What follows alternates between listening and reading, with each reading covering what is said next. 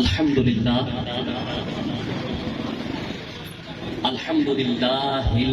الواحد الاحد الصمد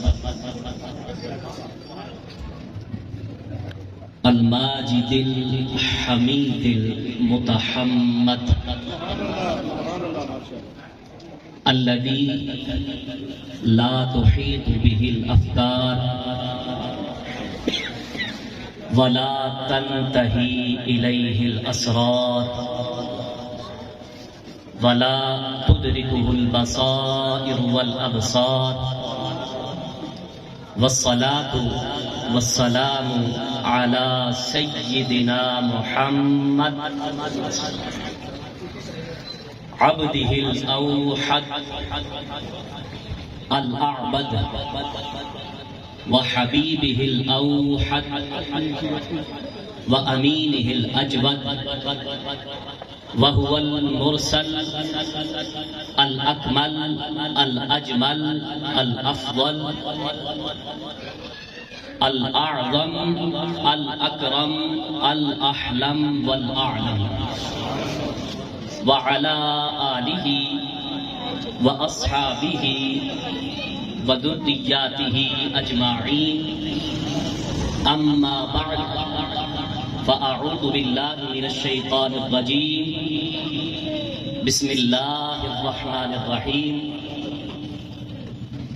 كنتم خير أمة أخرجت للناس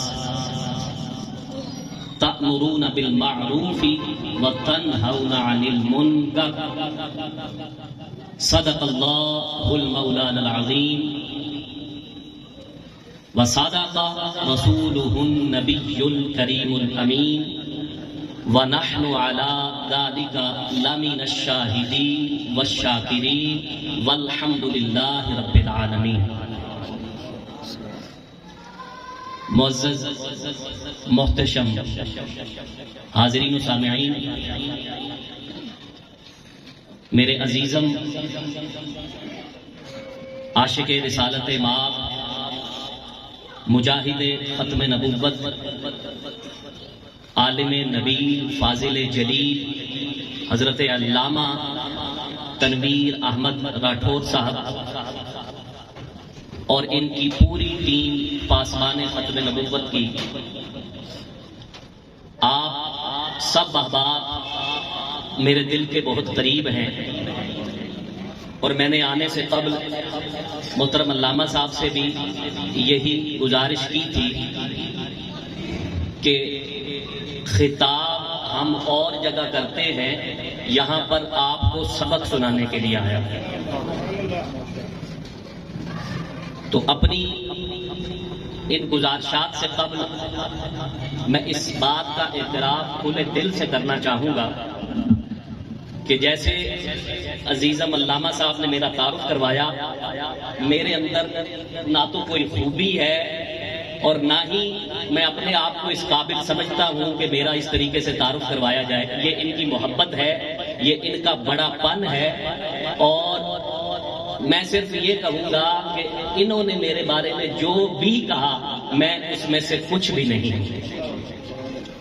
اللہ رب العزت علامہ صاحب کو، ان کی پوری ٹیم کو دن دگنی رات چگنی ترقی عطا فرمائے، اور اس غیرت مند طریقے سے جو یہاں پر ختم نبوت کا کام ہو رہا ہے، اللہ رب العزت اس کی کرنوں سے ہمارے پورے شہر کو مالا مال فرمائے.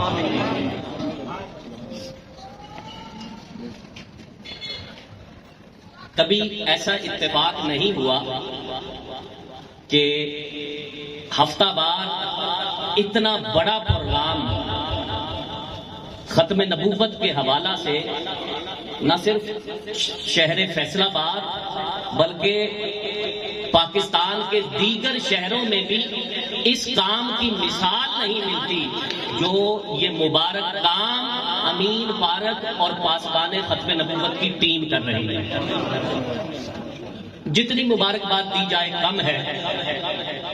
اللہ رب العزت آپ کے قائد علامہ صاحب کو اور ان کی ٹیم میں ہر فرد کو دو جہاں کی خوشیوں سے مالا مال کرتا ہے۔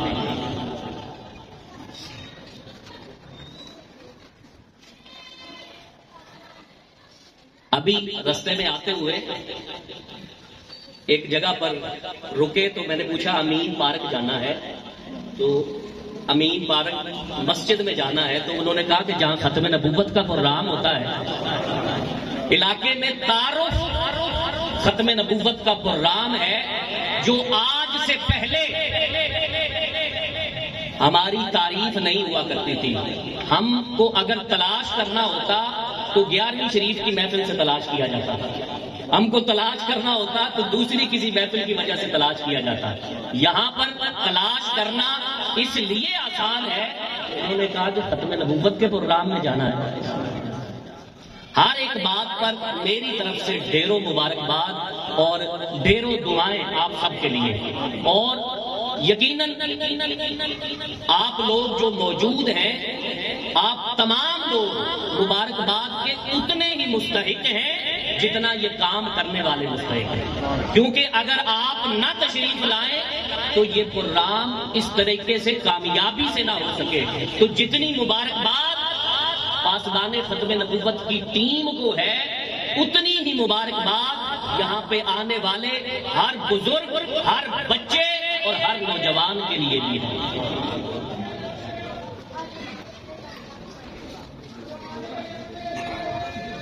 ایک اور بات جس کو میں پہلے ہی کر دینا ضروری سمجھتا ہوں، جیسے میں نے کہا کہ میں سبق سنانے کے لیے آیا ہوں، نہ میں کوئی بہت بڑا عالم ہوں، نہ ہی میرے اندر کوئی اتنی کوالٹی ہے۔ سبق سنانے کے دوران اگر کوئی غلطی ہو تو اس کو بھی نظر انداز فرما دیجیے گا۔ عقیدہ ختم نبوت ضروریات دین میں سے ہے۔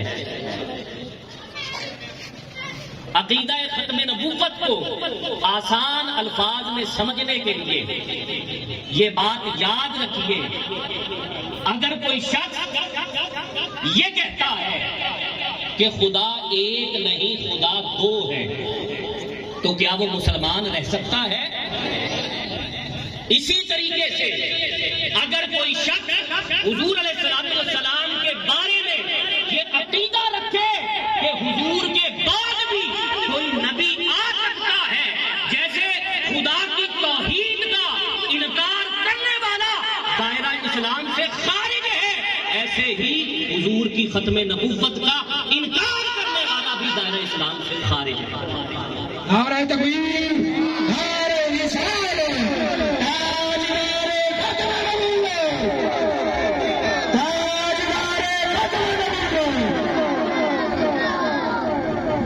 تو اب یہ روزے روشن کی طرح عیاں ہو گیا کہ جیسے خدا کی وحدانیت کا عقیدہ مسلمان رہنے کے لیے ضروری ہے، ویسے ہی حضور پر ختم نبوت کا عقیدہ رکھنا کہ حضور آخری نبی بن کر تشریف لائے ہیں، اس پر بھی عقیدہ ہونا اتنا ہی ضروری ہے۔ پھر عقیدہ بنتا کیسے ہے؟ یہ میری بات ذرا غور کے ساتھ سنیے گا کہ عقیدہ بنتا کیسے ہے۔ اگر یہ میری بات آپ سمجھ گئے تو میں سمجھوں گا کہ میری گفتگو کا حاصل مجھے مل گیا۔ عقیدہ نص صریح کے ساتھ بنتا ہے۔ اصطلاحی لفظ ہے، بولنا مجبوری ہے، میں تشریح کر کے آسان کر دوں گا۔ عقیدہ نص صریح سے بنتا ہے، تعویلات فاسدہ سے نہیں۔ مثال کے طور پہ سمجھیے کہ نص صریح کیا ہے؟ 2 اور 2 جمع کرنے سے جواب کیا آتا ہے؟ 4۔ واضح ہے، اس میں کوئی ایسا تو نہیں کہ کوئی 2 اور 2 کو 5 کہتا ہے۔ 2 اور 2 چھوٹا سا بچہ بھی بتا دے گا کہ 4 ہوتے ہیں۔ تو عقیدہ ایسی واضح نص سے بنتا ہے کہ جس میں قطع الثبوت دلیل موجود ہو۔ میں دین کا ایک ادنا سا طالب علم ہو کر اس بات کا اعلان کرنا چاہتا چاہتا ہوں کہ عقیدہ ختم نبوت پر جتنی صحیح نص کے ساتھ اہل اسلام کے پاس دلائل ہیں، مرزیوں کے پاس سوائے تعویلات فاسدہ کے اور کچھ نہیں، سوائے تعویلات فاسدہ کے اور کچھ نہیں ہے۔ وہ کسی بات کا سر کہاں سے پکڑیں گے، پاؤں کہاں سے پکڑیں گے اور ملا کر اس کو انسان بنانے کی کوشش کریں گے، کیونکہ ان کے عقیدے کی بنیاد ہی تعویلات فاسدہ ہے۔ اسی وجہ سے جب تاجدار گودڑا حضرت پیر مہر علی شاہ رحمت اللہ تعالی علیہ کو حضور کی زیارت ہوئی تو حضور نے جو الفاظ فرمائے وہ بھی یاد کیجیے۔ حضور نے فرمایا مہر علی، قادیان کا دجال تعویلات فاسدہ کی کینچی سے میری حدیثوں کو کاٹ رہا ہے، جاؤ جا کر اس کا مقابلہ کرو۔ یہی لفظ تعویلات فاسدہ حضور نے بیان فرمایا۔ اٹھائیے میرے نبی جس میں یہ الفاظ درج ہیں۔ دین کی تبلیغ یہ کوئی آسان کام نہیں ہے، اور مرزا قادیانی یہ اس خباثت کا نام ہے جو چلتا پھرتا شیطان تھا، چلتا پھرتا شیطان تھا۔ قرآن نے کہا هل انبئکم علی من تنزل الشیاطین، قرآن نے کہا کہ میں تمہیں ایسے لوگوں کی خبر نہ دوں، اللہ رب العزت نے فرمایا کہ جن پر شیاطین اترتے ہیں۔ ویسے قرآن نے یہ بھی کہا کہ بعض لوگ ایسے ہیں جن پر فرشتے اترتے ہیں، الذین قالوا ربنا اللہ ثم استقاموا تتنزل علیہم الملائکہ۔ تو اب مخلوقیں دو ہوئی اور دو ہی ان کی قسمیں بنی، دو قسم کے ہوئے اور دو ہی ان کی قسمیں بنی۔ ایک ظاہری دوست ہے اور ایک باطنی دوست ہے۔ ظاہری دوست نظر آتے ہیں، باطنی دوست نظر نہیں آتے۔ باطنی دوستوں کی بھی دو قسمیں ہیں، ایک قسم وہ ہے جن پر ملائکہ اترتے ہیں۔ بعض لوگ چلتے ہیں تو ان کے ساتھ ملائکہ بھی چلتے ہیں، بعض لوگ بیٹھتے ہیں ان کی مجلس میں ملائکہ بیٹھتے ہیں اور وہاں پر اللہ کا ذکر ہوتا ہے، وہ ذکر سن کر وہ ملائکہ خوش ہوتے ہیں۔ اور قرآن نے کہا کہ بعض لوگ ایسے ہیں کہ جن پر شیاطین اترتے ہیں۔ قرآن نے کہا کہ میں خبر نہ دوں کہ وہ لوگ کون سے ہیں، فرمایا تنزل علی کل افاک اثیم، ہر جھوٹے اور بہتان دراز پر شیاطین اترتے ہیں۔ یعنی جو جھوٹا ہو اور جو بہتان دراز ہو، قرآن نے یہ نہیں کہا کہ شیطان اترتا ہے، فرمایا شیاطین، شیطان کی جمع، اس پر شیاطین اترتے ہیں اور یہی شیاطین پھر ان کو اپنی باتوں میں لگا کر ان سے جو کام لیتے ہیں۔ اس کی واضح مثال مرزا غلام قادیانی ہے، جس نے جھوٹ بول بول کر وہ حشر کیا۔ آپ سنتے رہتے ہوں گے حضرت علامہ صاحب کی زبانی، تو جو آیہ مبارکہ میں نے تلاوت کی اس کے ضمن میں چند باتیں کر کے، عقیدہ ختم نبوت آپ سے زیادہ کوئی نہیں سمجھتا، کیونکہ آپ سالوں سال اس پر پروگرام کرتے ہوئے آ رہے ہیں۔ میں اس سے آگے بڑھ کر جو ہم پر ذمہ داریاں ہیں اس کا ذکر چند لمحوں کے لیے کرنا چاہتا ہوں۔ جو آیہ مبارکہ میں نے تلاوت کی اس میں اللہ رب العزت نے فرمایا کنتم خیر امت، اے میرے حبیب کی امت تم سب سے اچھی امت ہو۔ خیر امت، دیکھیے نا، آج اگر کوئی شخص آپ کو کہے کہ پورے محلے میں آپ جیسا کوئی نہیں، تو آپ کی خوشی کا کیا عالم ہوگا؟ اور اگر کہنے والا وہ بھی سچا اور کہے کہ پورے فیصل آباد میں آپ جیسا کوئی نہیں، آپ خوشی سے پھولے نہیں سمائیں گے۔ اور کہنے والا اگر آگے بڑھے اور کہے کہ پورے پاکستان میں تم جیسا کوئی نہیں، تو پھر خوشی کا عالم کیا ہوگا؟ اللہ نے فرمایا کنتم خیر امت، اے میرے حبیب کی امت، پوری روئے زمین پر آپ جیسی کوئی امت ہے؟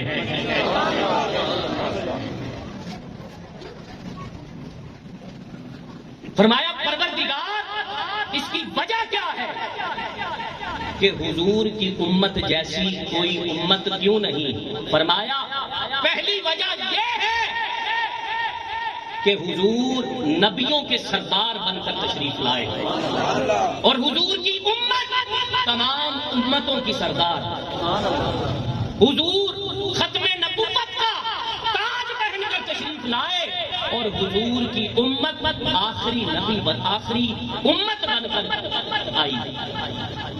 دوسری وجہ جو اس آیت میں بیان کروائی گئی، فرمایا کنتم خیر امت اخرجت للناس، اس بات پر غور کرنا ہے، اخرجت للناس، کہ تم اس لیے سب سے اچھی امت ہو کیونکہ تم لوگوں کے نفع کے لیے پیدا کیے گئے۔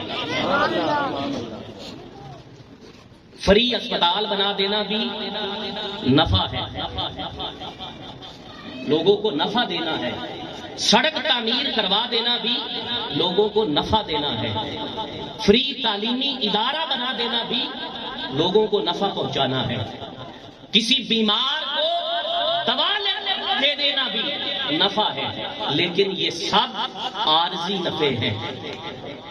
اگر کسی بیمار کو آپ دوا لے دیتے ہیں تو وہ کتنا عرصہ تک زندہ رہے گا؟ آخر اللہ کا بلاوا آنا ہے اور اس نے اللہ کے پاس چلے جانا ہے۔ تو پھر اگر یہ عارضی نفع ہے تو پھر حضور کی امت کون سا نفع دینے کے لیے آئی ہے؟ اس کا جواب آگے ہے، فرمایا تأمرون بالمعروف وتنہون عن المنکر،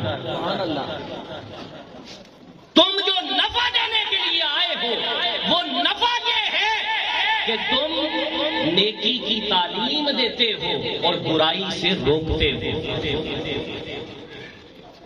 بولیے، نیکی کی تعلیم دیتے ہو اور برائی سے روکتے ہو۔ اللہ کا سب مرتبہ۔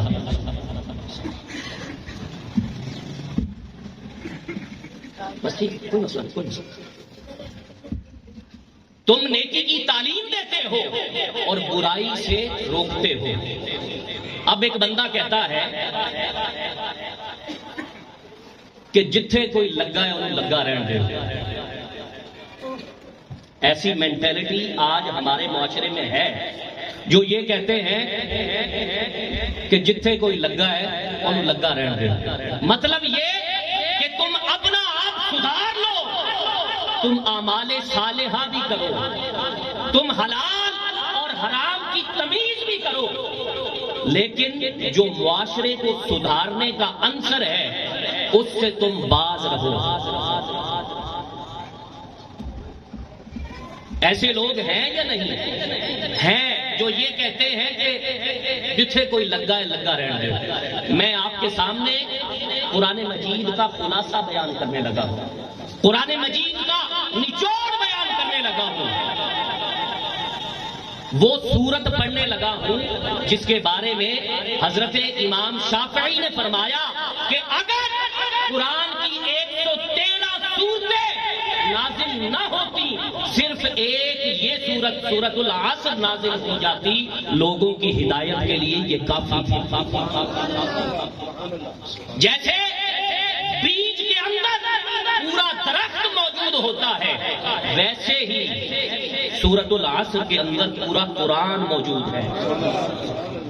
فرمایا والعصر، قسم ہے تیزی سے گزرتے ہوئے زمانے کی، ان الانسان لفی خسر، کہ بے شک انسان خسران میں ہے. یہاں پر لفظ خسر بولا. بعض اوقات اس کا لوگ ترجمہ کرتے ہیں کہ بے شک انسان نقصان میں ہے. نقصان اور خسران ان دونوں میں فرق ہے. ان دونوں میں کیا فرق ہے کہ نقصان میں تھوڑی چیز بچ جاتی ہے، تھوڑی چیز ضائع ہو جاتی ہے. یا یوں مثال لیجئے کہ نقصان میں آدھی چیز بچ جاتی ہے اور آدھی ضائع ہو جاتی ہے، جبکہ خسران میں مکمل تباہی، بچتا کچھ نہیں ہے. فرمایا خسر ہے تیزی سے گزرنے والے زمانے کی، انسان خسران میں ہے. کہا مولا ہر انسان خسران میں ہے؟ فرمایا نہیں، استثناء کیا الا الذین آمنوا وعملوا الصالحات، سوائے ان لوگوں کے جنہوں نے جو ایمان لائے اور نیک عمل کیے. وتواصوا بالحق وتواصوا بالصبر. اب آیت کے اس حصے میں 4 صفات بیان کی گئی. پہلی صفت ایمان لانا، دوسری صفت اعمال صالحہ، تیسری صفت تواصی بالحق، چوتھی صفت تواصی بالصبر. پہلی 2 صفتوں کا ذکر انسان کی انفرادی زندگی سے ہے. ایمان لانا اور اعمال صالحہ کرنا یہ انفرادی زندگی ہے، جبکہ قرآن نے کہا کہ جب تک یہ 4 صفات پر عمل نہیں ہوگا انسان گھاٹے میں ہے، خسران میں ہے. مولا کیسے ہو سکتا ہے؟ فرمایا ایمان لانا اور اعمال صالحہ کرنا یہ انفرادی کام ہے. وتواصوا بالحق، حق کی تعلیم دینا بھی انسان تیرے ذمہ ہے. مبارکباد کے مستحق ہے پاسبان ختم نبوت کی یقین. مبارکباد کے مستحق ہے اہل محلہ جو صرف الا الذین آمنوا وعملوا الصالحات پر نہیں رکے بلکہ وتواصوا بالحق بھی کر رہے ہیں. نعرہ تکبیر، نعرہ رسالت، نعرہ حیدری، نعرہ غوثیہ، تاجدار قدر نبوت، تاجدار قدر نبوت، مرزا بیلال، متواصل بالحق متواصل بالصبر. مرزا بیلال، اس کے جانے والوں کو مانو، اس کے ماننے والوں کو مانو.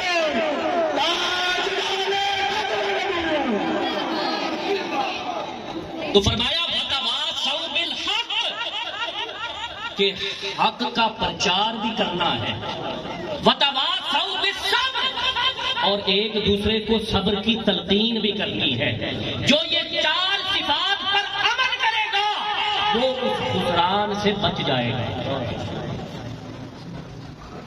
اب تک میں نے قرآن مجید سے 2 آیات آپ کے سامنے پیش کی کہ جس میں یہ بتایا گیا کہ مسلمان اخرجت للناس نفع کے لیے پیدا کیا گیا، مخلوق کی نفع کے لیے پیدا کیا گیا اس کو. اب تیسری آیت دلیل کے طور پر، سورت کا نام ہے سورت النمل. نمل چونٹیوں کو کہتے ہیں. ایک وادی ہے وادی نمل جو چونٹیوں کی وادی ہے. اس سورت میں اور بھی مضامین موجود تھے لیکن اس سورت کا نام چونٹی کے نام پر رکھا گیا. اللہ رب العزت کو کیا ضرورت پیش آئی کہ حشرات الارض میں سے ایک چیز پر وہ قرآن کی سورت کا نام رکھے. اور صرف یہ نہیں، اس سورت میں چونٹی کی گفتگو بھی بیان کی گئی ہے. قالت نملۃ، وہ چونٹی بولی. عجیب ماجرا ہے کہ مضمون اور بھی بیان کیے گئے لیکن اس چونٹی کے نام پر سورت کا نام کیوں رکھا گیا؟ مفسرین نے اس کی وجہ بیان کی ہے. جب حضرت سلیمان علیہ السلام اپنے لشکر کو لے کر اس طرف بڑھ رہے تھے تو اس نے کہا لا یحطمنکم سلیمان و جنودہ، کہ اے میری دوسری چونٹیوں اپنے اپنے دلوں میں گھس جاؤ، کہیں حضرت سلیمان علیہ السلام اور ان کا لشکر تمہیں کچل نہ دے۔ اب مفسرین نے بیان کیا کہ اس چونٹی کے نام پر سورت کا نام رکھنے کی وجہ یہ ہے کہ جو اپنے ساتھیوں کو ہلاکت سے بچاتا ہے، اللہ نے انعام کے طور پر اس سورت کا نام ہی اس چونٹی کا نام جس کو یہ فکر تھی کہ میرے ساتھی ہلاکت سے بچ جائیں۔ اور صرف یہ نہیں، پھر جب اس چونٹی نے یہ کہا تو حضرت سلیمان علیہ السلام نے اس کی وہ آواز سنی، اور قرآن اس منظر کو بھی بیان کرتا ہے، فَتَبَسَّمَ ضَاحِكًا مِّن قَوْلِهَا، حضرت سلیمان علیہ السلام اس کی یہ گفتگو سن کر مسکرائے، اور آپ نے روحانی طریقے سے اس چونٹی کو اپنے ہاتھ پر بٹھایا۔ یہاں بات بڑی سننے والی ہے اور آپ لوگوں کے لیے خوشخبری ہے، امین پارک کے لوگوں کے لیے، پاسبان ختم نبوت کی ٹیم کے لیے خوشخبری ہے اس میں۔ وہ خوشخبری کیا ہے؟ اب میں سوال یہ کرنا چاہتا ہوں کہ وہ وادی چونٹیوں کی وادی تھی، وہاں پر ہزاروں نہیں لاکھوں چونٹیاں موجود تھیں، لاکھوں چونٹیوں کے ہونے کے باوجود نبی کے ہاتھوں کا بوسہ کس چونٹی نے لیا ہے؟ اس چونٹی نے نبی کے ہاتھوں کا بوسہ لیا ہے جس کو یہ فکر تھی کہ میرے ساتھی ہلاکت سے بچ جائیں۔ مفسرین نے یہاں پر وجہ بیان کی ہے اور کہا ہے کہ جو اس بات کی فکر کرے کہ حضور کی امت دوزخ سے بچ جائے، فرمایا کل قیامت کے دن حضور علیہ الصلوۃ والسلام اس سے خود مصافحہ فرمائیں گے۔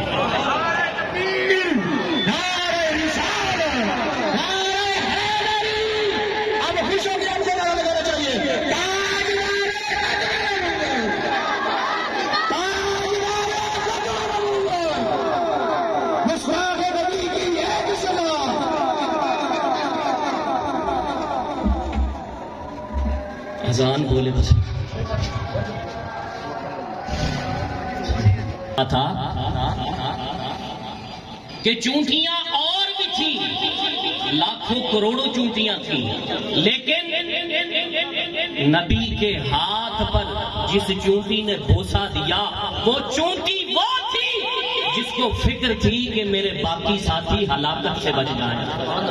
اور اسی پر مفسرین نے لکھا کہ جو حضور کا امتی اس بات کی فکر رکھتا ہے کہ حضور کی امت ہلاکت میں نہ پڑے، حضور کی امت دوزخ کی طرف نہ بڑھے، جو دوزخ سے نکال کر حضور کی امت کو جنت کی طرف لاتا ہے، کل قیامت کے دن حضور علیہ الصلوۃ والسلام خود اس امتی سے بوسہ اس کے اپنے ہاتھوں کا بوسہ دلائے۔ حضرت امام ربانی مجدد الفسانی شیخ احمد سرندی رحمت اللہ تعالی علیہ، رات کو حضور کی زیارت ہوئی، حضور کے ساتھ مصافحہ کرنے کا شرف حاصل ہوا۔ صبح آپ کے شاگرد آتے تھے اور ہاتھوں کا بوسہ لیتے تھے تو کہتے تھے کہ آج ہاتھوں سے بڑی بھینی بھینی خوشبو آ رہی ہے، آج آپ نے کون سا عطر لگایا ہے؟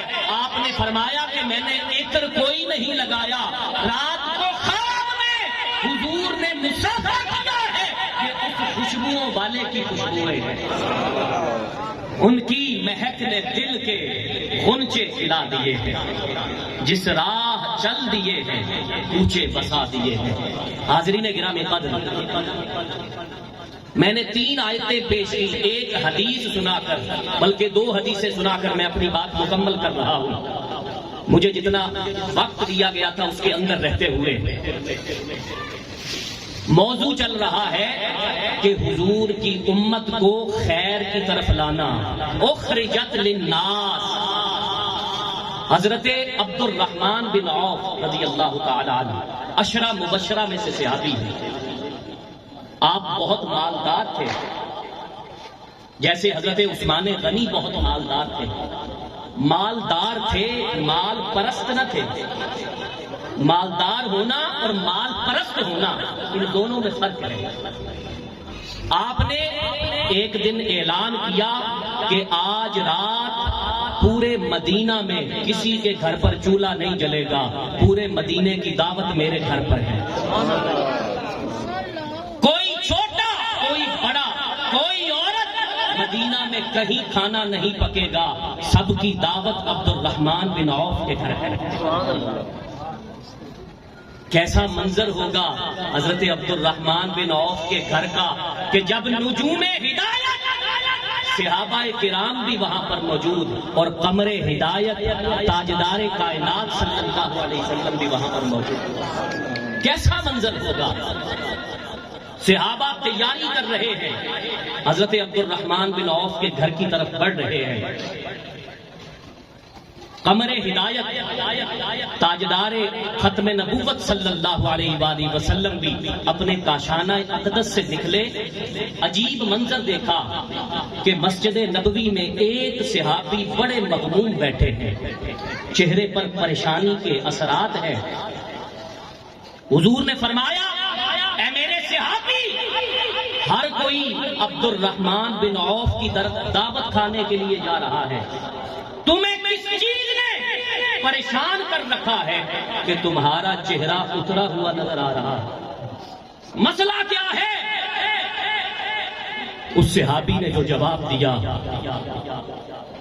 اس صحابی نے کہا کہ حضور، میں تو ایمان لے آیا، آپ کا غلام بن گیا، میں نے جنت کما لی. میں اس وقت جس چیز کی وجہ سے پریشان ہوں وہ پریشانی یہ ہے کہ میں تو ایمان لے آیا، میرے والدین ایمان نہیں لایا. میں اس فکر میں یہاں پر بیٹھا سوچ رہا ہوں کہ میرے والدین کیسے ایمان لے کر آئے ہیں. یہ سننے کی دیر تھی کہ تاجدار کائنات صلی اللہ علیہ وآلہ وسلم نے پتہ ہے کیا جواب دیا؟ حضور نے اپنے بازو پھیلائے اور کہا، اے میرے صحابی، عبد الرحمن بن عوف نے پورے شہر کی دعوت کر کے وہ ثواب نہیں جمایا جو یہ تیری اس سوچ کی وجہ سے تو نے ثواب کما لیا. جو تیری یہ سوچ ہے کہ والدین دوزخ سے نکل کر جنت میں کیسے جائیں. کہا یہ ایسی سوچ ہے کہ عبد الرحمن بن عوف پورے شہر کو دعوت کھلا کر اتنا ثواب نہ کما سکا جتنی تیری اس سوچ نے تجھے ثواب دلا. تو اس بات کی فکر کرنا کہ کوئی مسلمان گمراہ نہ ہونے پائے. اس بات کی فکر کرنا کہ ہماری نوجوان نسل ان بغیرتوں کے ہتھے نہ چڑھ جائے. آج جب حالت یہ ہو چکی ہے کہ ہر کوئی ہمیں یہ بتاتا پھر رہا ہے کہ فلانا بندہ ہماری ریڈ لائن ہے. تمہیں تمہاری ریڈ لائنیں مبارک ہو. آؤ مصطفیٰ کے غلاموں سے بھی سنو کہ ہماری ریڈ لائن عقیدہ ختم نبوت ہے. ہماری ریڈ لائن عقیدہ ختم نبوت ہے. اگر کبھی کسی حال میں اس ریڈ لائن کو کراس کرنے کی کوشش کی تو فیصل آباد سے سب سے پہلے امین پارک سے ہی قافلہ جائے گا.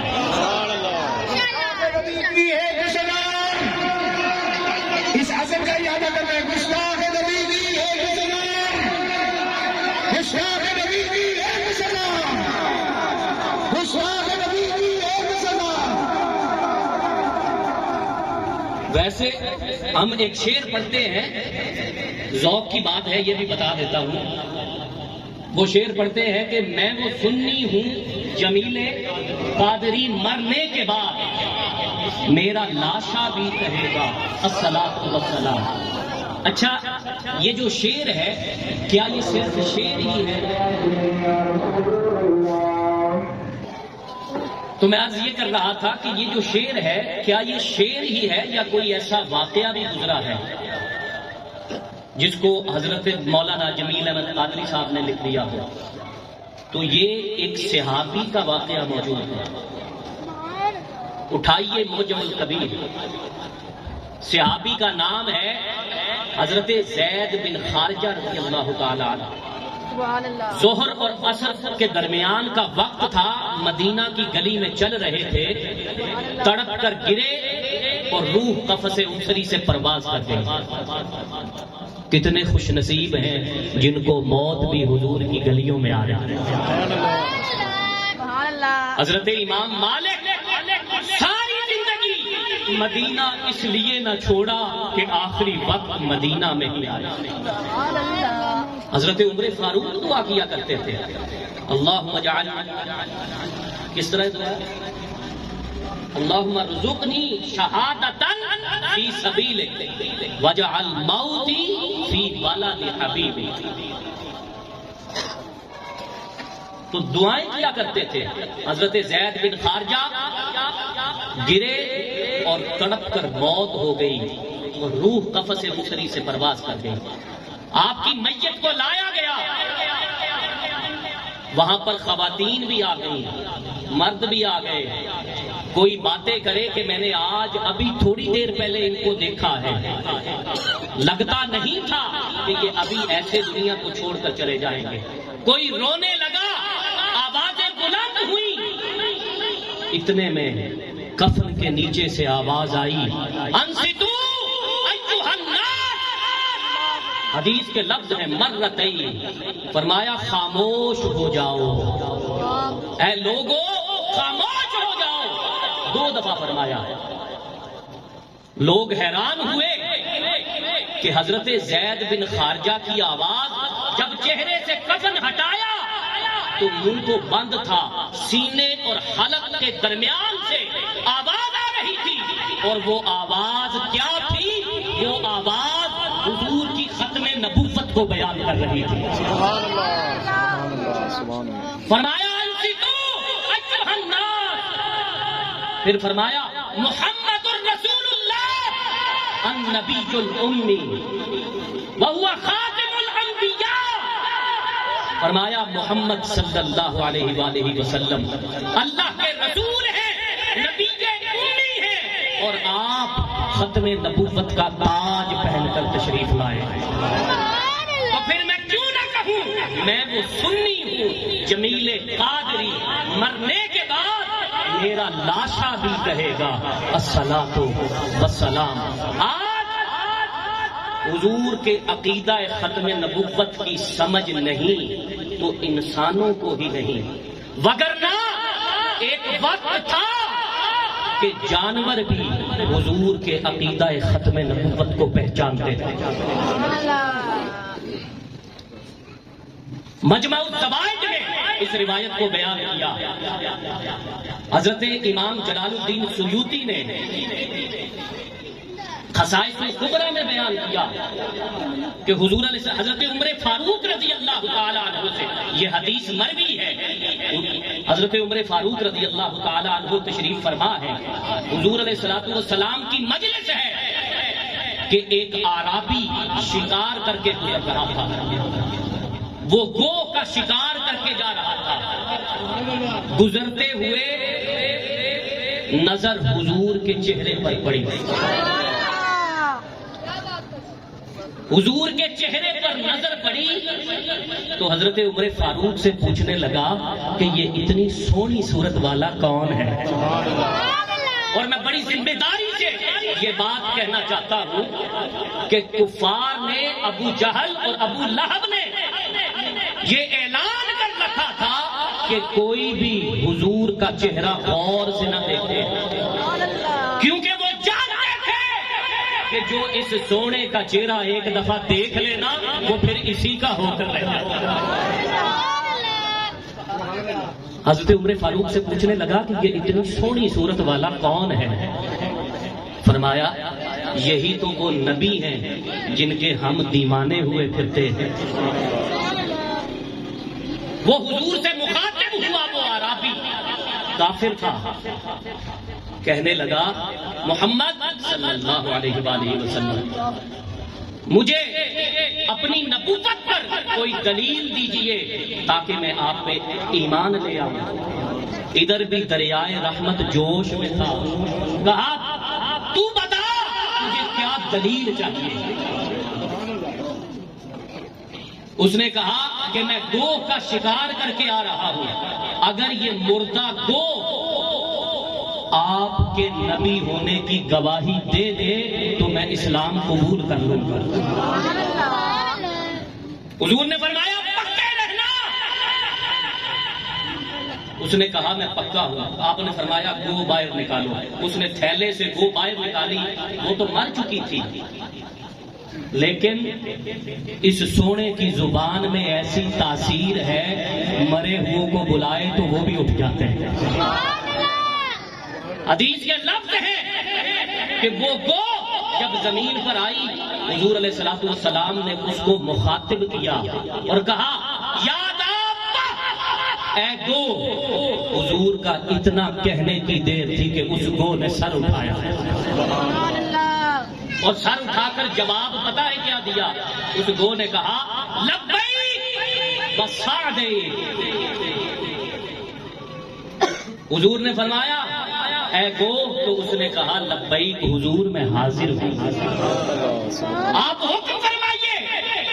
حضور نے فرمایا اے گو اس اعرابی کو یہ بتا من آنا کہ میں کون ہوں۔